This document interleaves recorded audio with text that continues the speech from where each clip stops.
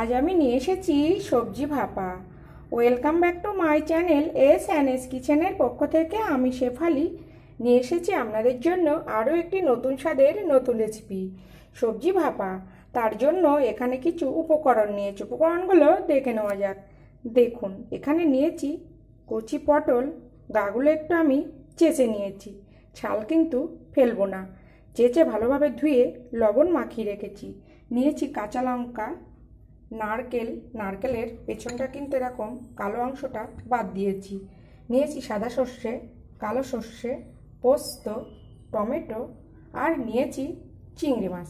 চিংড়ি মাছটা আমি ভালোভাবে ছাল ছাড়িয়ে ভেতরে যে একটা শিরা থাকে সেটা কিন্তু আমি বের করে নিয়েছি, ওটা অবশ্যই বার করে নেবেন।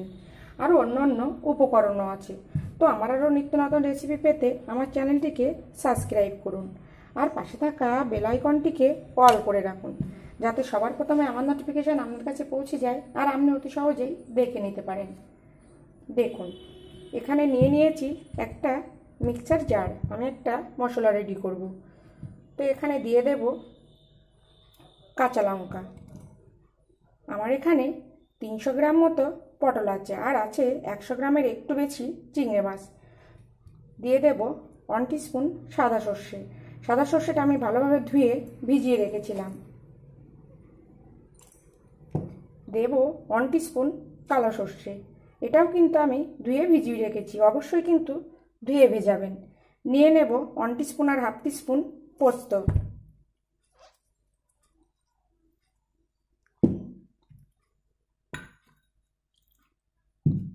প্লিজ ভিডিও দেখা শুরুতে একটা লাইক দিয়ে ভিডিওটি দেখা শুরু করুন।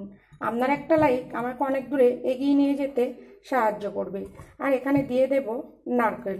আমি এখানে একটু নারকেলটা বেশি ব্যবহার করছি, আপনারা চাইলে অল্প কিন্তু ব্যবহার করতে পারেন, বা নারকেল ছাড়াও কিন্তু এই রেসিপিটা করে নিতে পারেন। দিয়ে দেবো অল্প একটু লবণ আর অল্প জল দিয়ে খুব সুন্দর একটা পেস্ট করে নেব। দেখুন, সবজিটা ভাপার জন্য আমি একটি কড়া বসিয়েছি। এখানে আমি দিয়ে দেব রিফাইন তেল। আমি এখানে রিফাইন তেল ব্যবহার করছি, আপনারা চাইলে সরষের তেলও কিন্তু ব্যবহার করতে পারেন। এখানে আমি পটলটা একটু ভেজে নেব, তেলটা গরম হতে দেব। দেখুন, তেল আমি গরম করে নিয়েছি। এবার যে পটলগুলো আমি লবণ মাখিয়ে রেখেছি, এই পটলগুলো লো টু মিডিয়াম করে ভেজে নেব। পটলগুলো কিন্তু আমি লবণ মাখিয়ে 10 মিনিট মতো রেখেছিলাম, অবশ্যই কিন্তু পটল লবণ মাখিয়ে 10 মিনিট রাখবেন। আর চাপা দিয়ে ভেজে নেব। দেখুন, পটলগুলো আমার ভাজা হয়ে গেছে, আর পটলগুলো কিন্তু পুরোপুরি ভাজতে হবে। আর এখানে আমি হলুদ ব্যবহার করিনি, হলুদ ব্যবহার করলে কিন্তু পটল ভাজার যে তেলটা কালো হয়ে যায়, আর এই তেল অন্য কোনো কাজে ব্যবহার করা যায় না, তার জন্যই কিন্তু আমি এখানে হলুদ ব্যবহার করিনি। তো এবার আমি পটলগুলো তুলে নেব, আর একইভাবে বাকি পটলগুলো ভেজে নেব।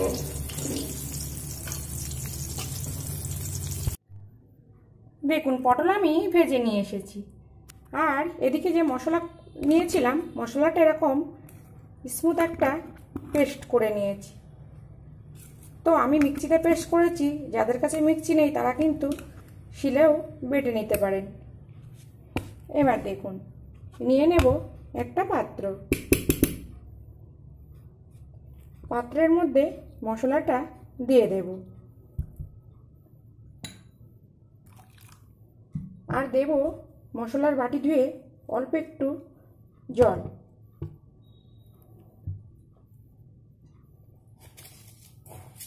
এবার দেখুন, দিয়ে দেব অল্প পরিমাণে চিনি।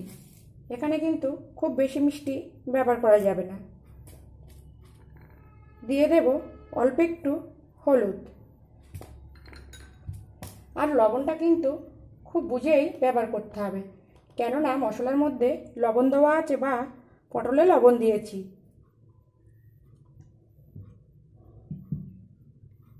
দিয়ে দেব সরিষার তেল।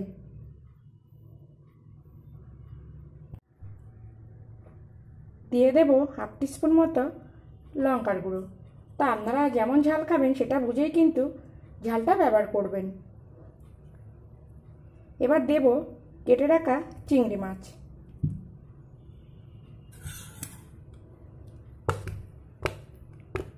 খুব সুন্দর করে মিশিয়ে নেব। একদম নতুনত্ব রেসিপি, তো আপনারা বাড়িতে অবশ্যই একবার ট্রাই করুন। না ট্রাই করলে কিন্তু বুঝতে পারবেন না যে চিংড়ি দিয়ে সবজি ভাপা এত সুন্দর খেতে হয়। এটা কিন্তু আমি বাড়িতে একবার খেয়েছি, খেয়ে খুব সুন্দর টেস্ট লেগেছে, তার জন্যই কিন্তু আমি আপনাদের কাছে শেয়ার করছি। দেখুন খুব সুন্দর করে মিশিয়ে নিলাম। এবার যে পটলগুলো আমি ভেজে রেখেছি এইগুলো দিয়ে দেব।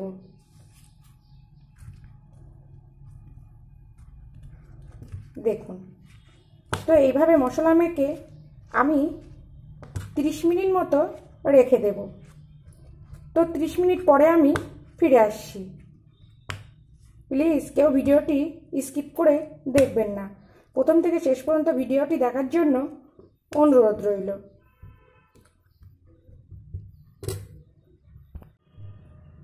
দেখুন 30 মিনিট পরে আমি ফিরে এসেছি। তো এবার নেব একটা টিফিন বক্স, আর এর মধ্যে দিয়ে দেব কলা পাতা। আমি এখানে কলা পাতাটা একটু গোল করে কেটে ভালোভাবে ধুয়ে নিয়েছি। অবশ্যই কিন্তু খুব পরিষ্কার করে ধুয়ে নিতে হবে। এবার দেখুন এখানে যে মশলা মেখে পটল আর চিংড়ি রেখেছি একে একে এর মধ্যে সাজিয়ে দেব।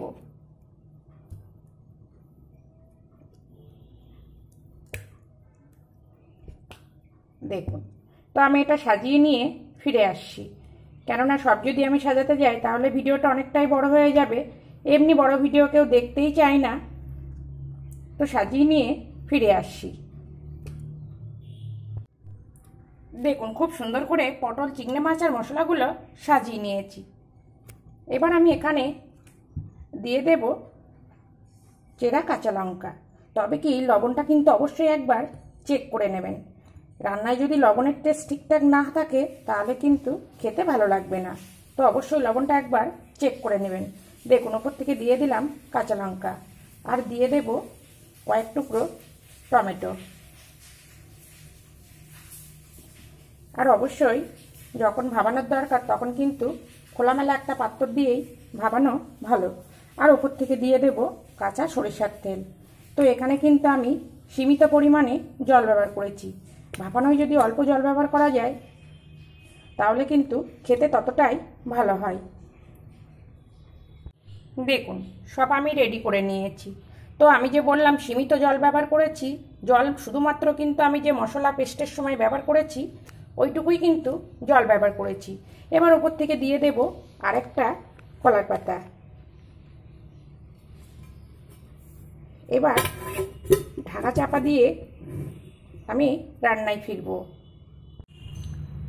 দেখুন এবার আমি সবজির টিফিন বক্সটা ভাপাতে বসাবো, তার জন্য দিয়েছি পরিমাণ মতো জল। এবার আমি টিফিন বক্সটা বসিয়ে দেব। আপনারা চাইলে একটা স্ট্যান্ডের উপরে বসাতে পারেন, কিন্তু এখানে স্ট্যান্ডের কোনো প্রয়োজন নেই। দেখুন আমি এখানে টিফিন বক্সের হাফের একটু বেশি জল দিয়েছি। তো এবার আমি ঢাকা দিয়ে লো টু মিডিয়াম ফ্লেম করে 30 মিনিট মতো ভাপিয়ে নেব। তো 30 মিনিট পরে আমি ফিরে আসছি। প্রয়োজন হলে মাঝে মধ্যে আগলা করে একটু দেখে আবার যদি জলের প্রয়োজন হয় তাহলে কিন্তু আবার জল দিতে হবে। দেখুন 30 মিনিট আমি লো টু মিডিয়াম করে সবজি ভাপিয়ে নিয়েছি। তো ঠিক 15 মিনিট পরে কিন্তু আমি এখানে 1 কাপ মতো জল অ্যাড করেছিলাম। তো আপনারা অবশ্যই কিন্তু মাঝে একবার খুলে যদি দেখেন জলটা কমে গেছে সেক্ষেত্রেও কিন্তু অবশ্যই একটু জল অ্যাড করবেন। তো এবার আমি গ্যাসটা বন্ধ করে দিলাম। তো আমি এটা ঠান্ডা করে নিয়েই খুলবো, কেননা এখন খুব গরম, খোলা কিন্তু কোনোভাবেই সম্ভব না। এবার দেখুন টিফিন বক্সটা আপনাদেরকে একটু খুলে দেখায়। ভালোই কিন্তু এখনো গরম আছে।